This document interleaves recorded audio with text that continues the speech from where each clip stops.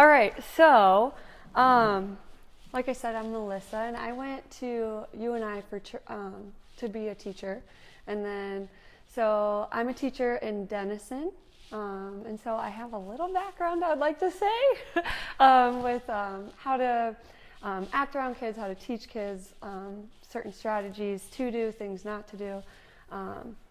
And so, yeah, I'm just going to share a little bit, and hopefully you can take some of it with you. Some of it might be like, oh, okay, I didn't think of that. And other things might, hopefully not too much is like, duh. So, before we start, oh, cool. Can I just have someone read this? Is there anyone that'd be willing to read it?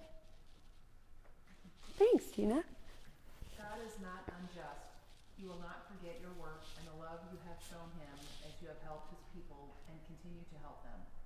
Thank you. And so I just want to share that at the beginning, just to remind you, like, that every time we are serving in our at Renew Kids, like, God's smiling down at you, and He's really appreciating like what you're doing. So just keep that in mind, even though some days might be a little tough, other days might be really fun, but just remember, like, this is all for God. And so yeah, I just want to start with that. And so next is our goal.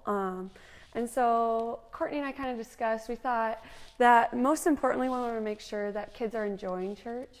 So try your best to make Sunday every kid's favorite day of the week. Like, they want to come to church. You know, it kind of reminds me of like Piper, I can't remember their name, but there's always a little girl that comes and like she cries when she has to go home. And it's like, that's what we want. We want kids to like want to come to church. And so if we can like try to make that our goal, that would be awesome, I think. And then obviously we want to have skilled volunteers, so that's why we're doing these trainings. Using technology, kids love technology. Most weeks or all weeks have a video, which I think the kids enjoy. And then implementing fun activities. We usually have those games, and we'll share a game that we're going to do at the end here. And then just creating a welcoming environment to communicate God's love. Do you guys have any goal or any questions on those goals at all? Good? Okay. So then I'm just going to share a couple of tips and tricks. Something that's important for us to remember is to remember to smile. Greet the kids with a smile. When we show that we care about them, they're going to be a lot more respectful towards you and listen to you a lot better. Something else that's really important, I think, is to make sure we're asking them questions about their lives, because then they can tell that you care about them and you're investing your time in them, and they're just, again, going to listen to you and respect you a lot more. So, for instance, like if they're coloring something or working on an activity, like instead of just like watching and observing, like start asking questions. You're like, well, what'd you do this weekend? And then again, try to like remember that, and if you bring that back to them, like the next week, if you can ask them about something they were going to be doing during that week, you know, they're really going to appreciate that, and they're really going to like that. So just try your best to invest in like their real lives, not just coming to church, doing your lesson and leaving. Trying to like really build relationships with those kids.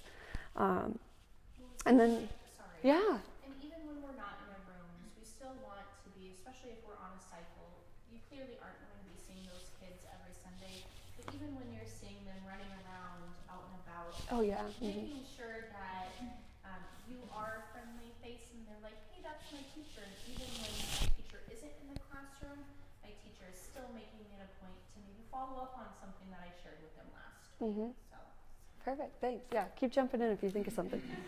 And then another important one is to remember their names.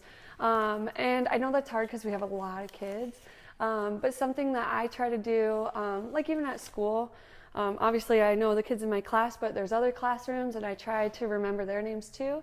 And so I'll do little things like one of the kids in the other class, her name's Kylie, and she's always smiling. So I'm always like, oh, Kylie with a smiley, you know. So just little tricks that you can do to try to remember their name, because they really appreciate it when you do remember their name. And then next, I think it's really important to share your personal stories. So like Tim does this at church, you know, and so whenever Tim's talking about like Ty, Jamie, Jill, sharing some of the things going on in their life, I know for me, I always like perk up a little bit, and I'm like, oh, I want to hear what they have to say, because, you know, you care about them.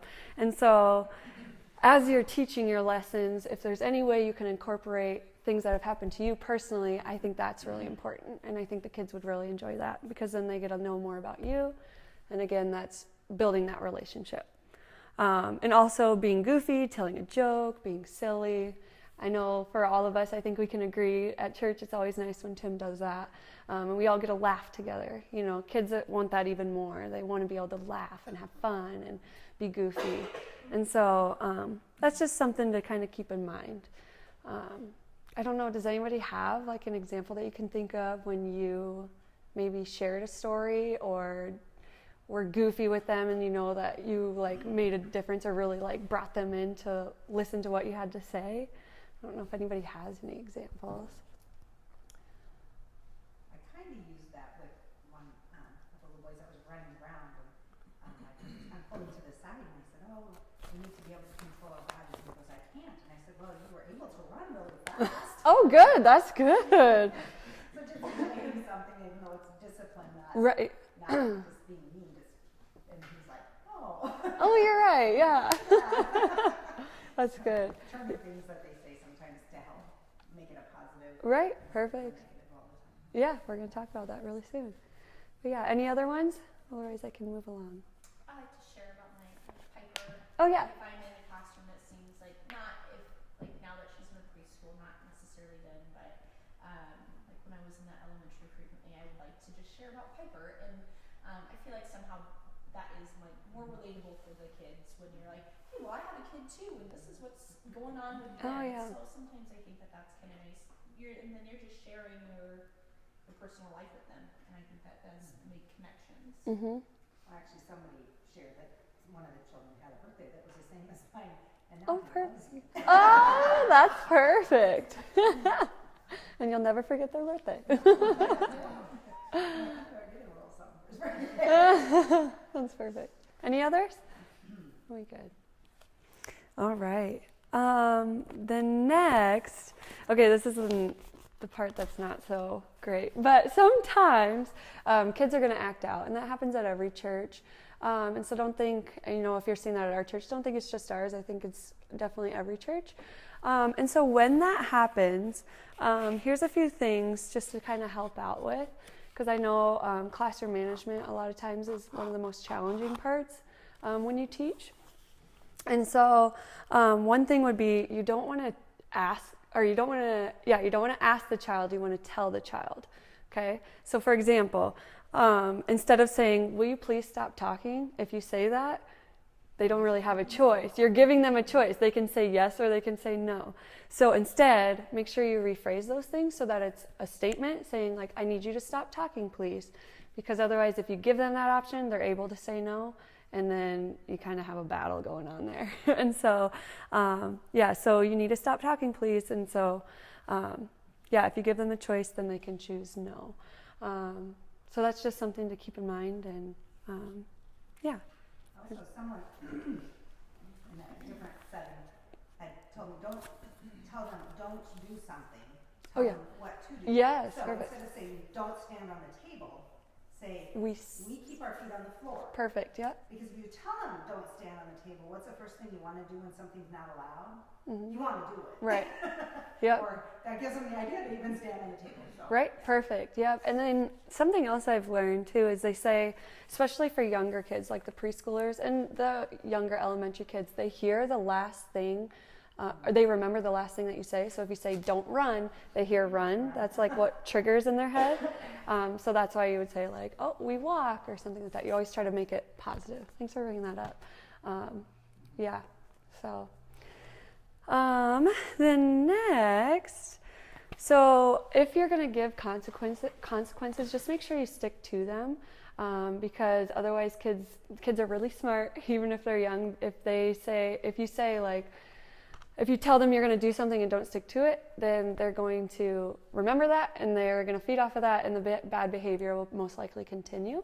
And so another thing too is it's really important to explain why to the kids. So if you say don't run, which you should say we walk, but if you're telling them that you don't want them to run, explain why, because otherwise kids are just going to be like, I don't know, they do a lot better if you explain the reasoning behind it. So if you're saying like, oh, if we run, we might get hurt, you know, if you share like why, a lot of times they will listen a lot better and, follow through with what you say.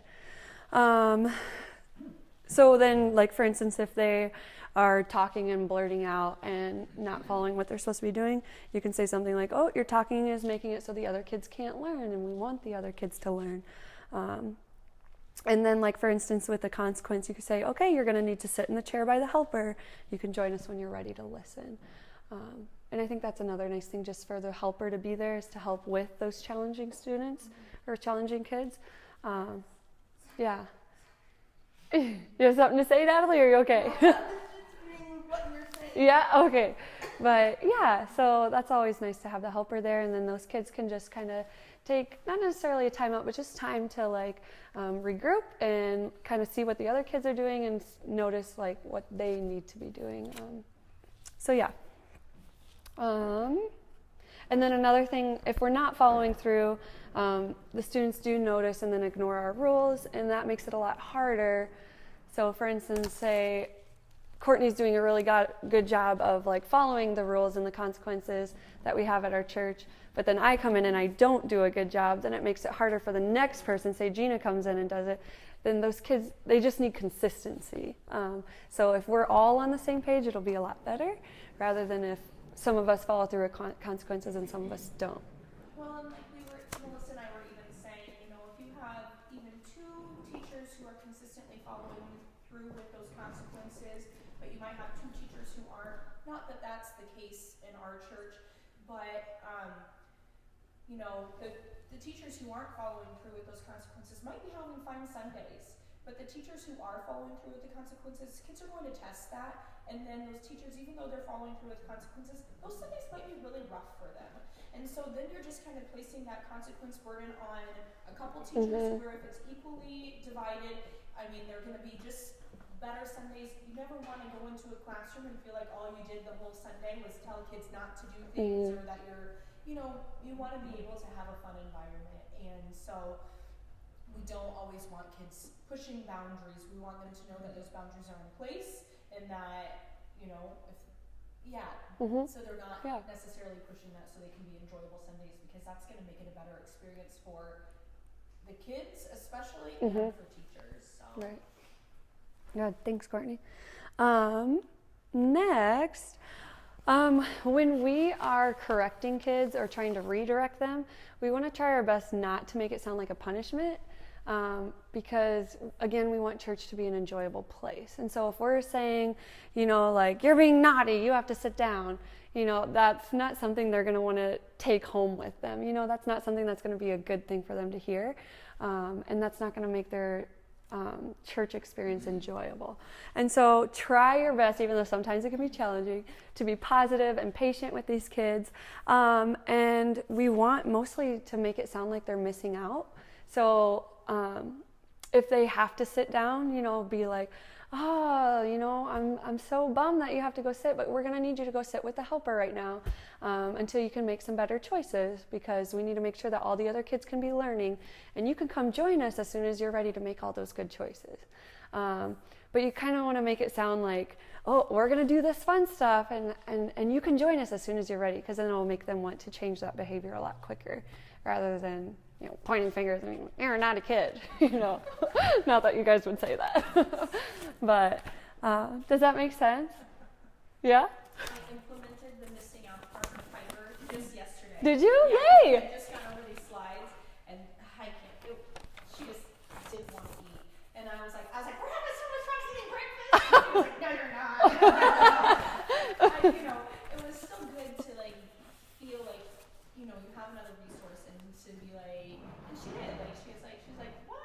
You're having fun eating breakfast without me, and like then it kind of takes a focus off of that, and you're not focusing on a negative attention, or like you're not giving them that negative attention. You're being like, hey, this is fun, and you're missing out.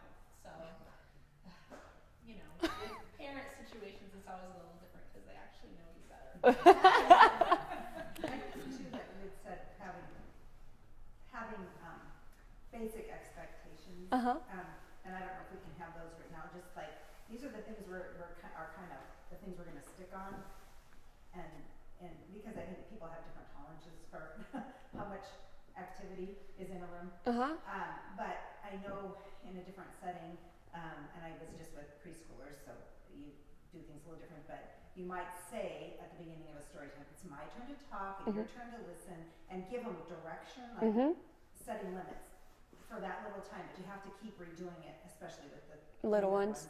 But I think it actually works with the bigger ones too. If you say, okay, now it's game time and we can be a little more loud, but so that you have those expectations and we're all on the same page. For the different times maybe or something. I don't know. Or if you have some expectations so that we all have the same expectations. Right. That's very good.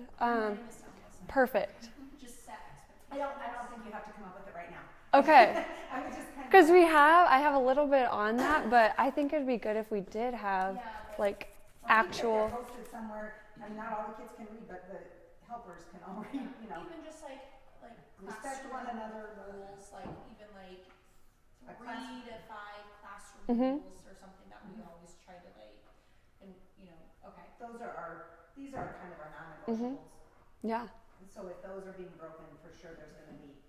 You get a strike, which I'll be talking about in 2 slides, I think. Perfect. What might be helpful too is a little bit almost like scripting too. So you actually kind of tell them, here are some. Yeah, I have a little script in my head of how to tell them to do it because I've done it for a lot of years. But so at least it's a guideline.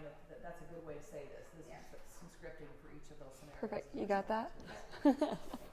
Perfect. Yeah. Okay. And then, so if the child is still, say this child is still sitting with the helper, you want them to try to come back on their own. Ultimately, you'd rather have that. And so, if they do join you, make sure that you notice it and be like, oh, thank you for coming back. I'm so excited you're with us. You want it to be a positive experience. You want it to be exciting. You want it to be, again, you want them to want to be in church, want to be a part of the group. And then if they are not joining you, then that's where you would step in and just say, hey, are you ready to join us now? But make sure you do that once you see they're like calm and they're listening and doing their job. And so you'll be like, oh, are you ready to join? You look like you're ready. You're sitting nicely and you're being quiet. Why don't you come join us? And then they can come join you again. But yeah, we want them to want to join us. Oh, I already said this. If they come back on their own, make sure you compliment them. We miss you. Oh, we're glad you're listening so well right now. Try to find something to compliment them on. Because that's my next slide, I think. Once you give a child 1 negative, you're supposed to give them 5 compliments. Wow, right? Not saying you guys have to do that, but that's what I've learned in I'm going through my master's right now, and they bring this up a lot. Like, make sure to take away, like, so to speak, the damage that you do with 1 negative, it takes 5 positives to like undo that negative attention that they got. And so just kind of keep that in mind when you are teaching. Some things, we're going to be strict on and have high expectations on. Other things, like for me in my classroom, we're like crisscross, for instance, at Renew Kids, you're not going to need your kids sitting crisscross. So don't take that negative attention and put that on a kid, Pick your battles, basically, or like pick what you're going to be really strict on and things that don't need to be strict on. Because remember, when you give 1 negative, you're supposed to give 5 positives. So, does that make sense? Yeah. Yeah, and that's what you're supposed to do. Yeah, yeah. And then just something else to keep in mind: if a child's 4 years old, the amount of time that they reasonably can sit is 4 minutes. 7 years old, 7 minutes. So keep that in mind when you're doing these lessons. Some of these lessons might be a little bit longer, or the sitting time might be longer. So if you have a story to read and then you're going to discuss the story, and it's been more than 4 minutes and you're with 4-year-olds, just do a quick stretch. Just have everybody stand up, do a quick stretch, reach for the stars, touch your toes, do a little twist, and then sit back down. So just keep that in mind as you are teaching, depending on which grade level you're with. And, you can kind of gauge that too just by watching. You know, you can tell when kids are getting antsy or bored or needing to move. And don't think you have to play a game every time. Like I said, just a quick stretch is really easy, or you can say 5 jumping jacks, you know. But if you do that, something else to keep in mind is if you're having them do like a really big activity or a fast activity, to have them sit back down right away is going to be a little crazy, maybe. They'll like be a little more excited.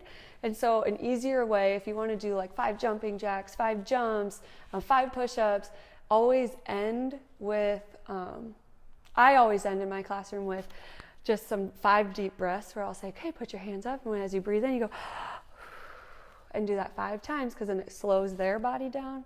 And then when they sit down, it's nicer and quieter, rather than having them do 5 jumping jacks. Okay, everybody sit down. And then they're all like, oh, you know, all crazy.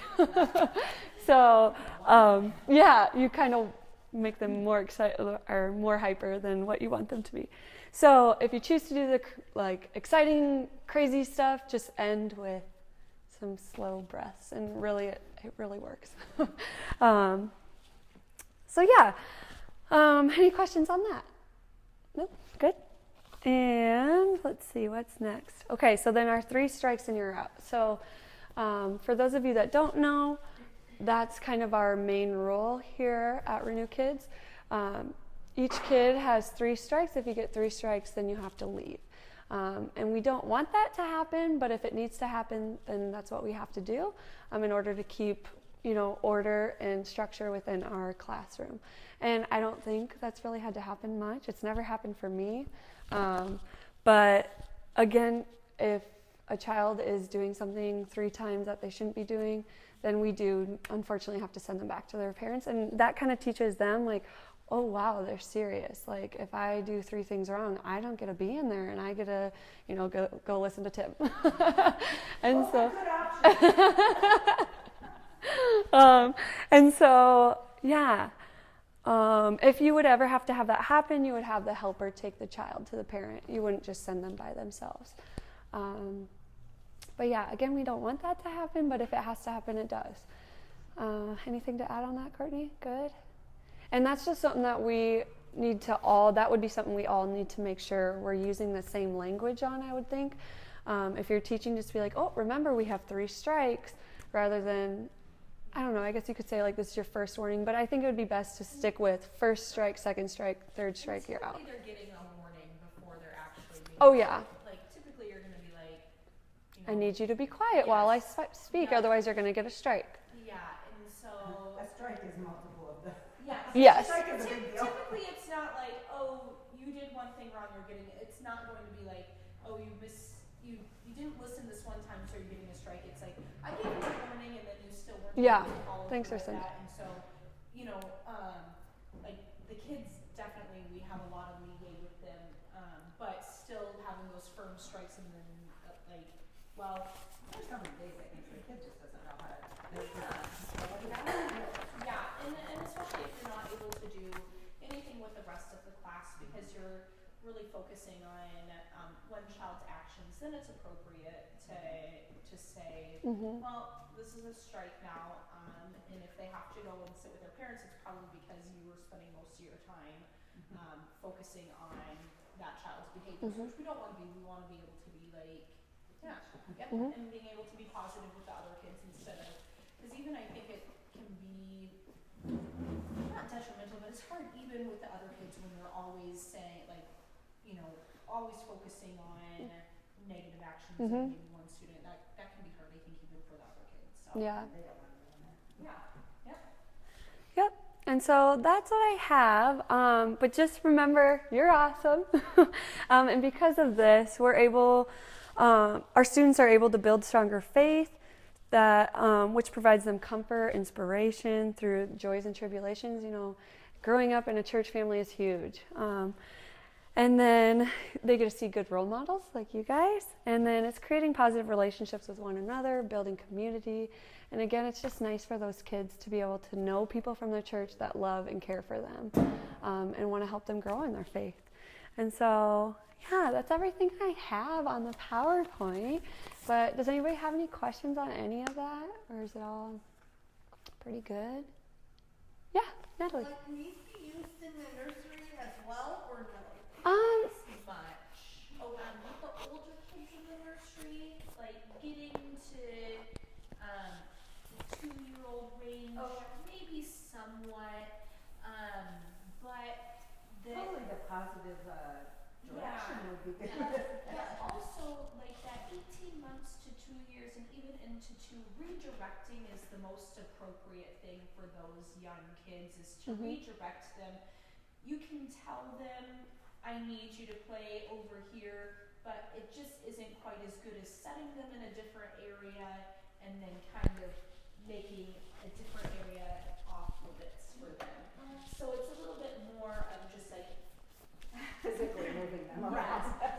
they're not, even though some kids you think should be able to follow directions at that age, they're just still not, like, they're just still not really able to. So it's more redirecting than